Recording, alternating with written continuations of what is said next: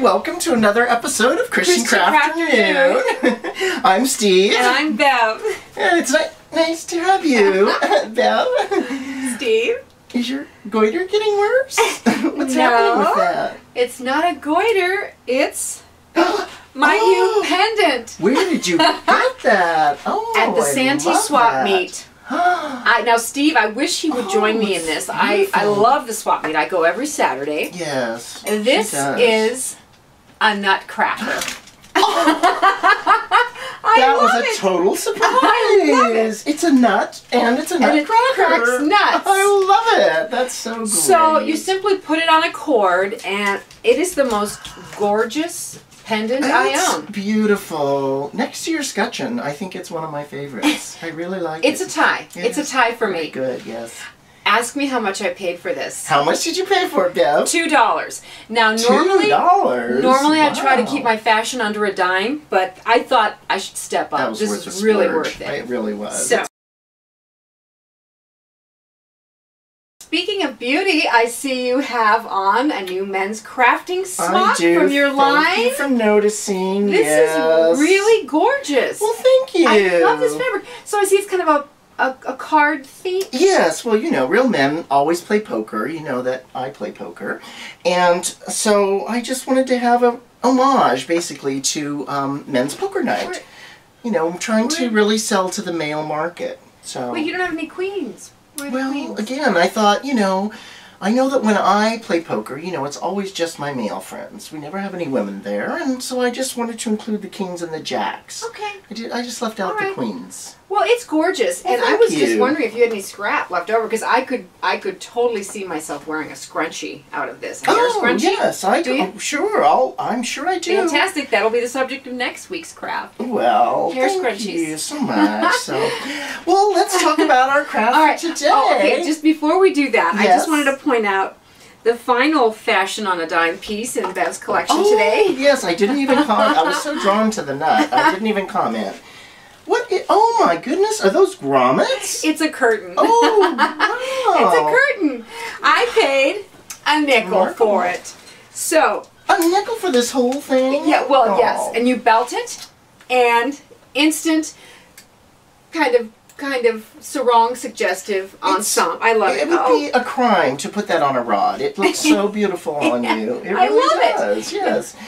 Yes, and it matches your wine almost, too. It does. Burgundy is a favorite color of mine. Yes, it is. It's always in her hand, that's for sure. Okay, so today we're going to be making newspaper soup tureen. Yeah, well, papier-mâché. That's the key. Well, that's true, but it's made out of newspaper, so yes.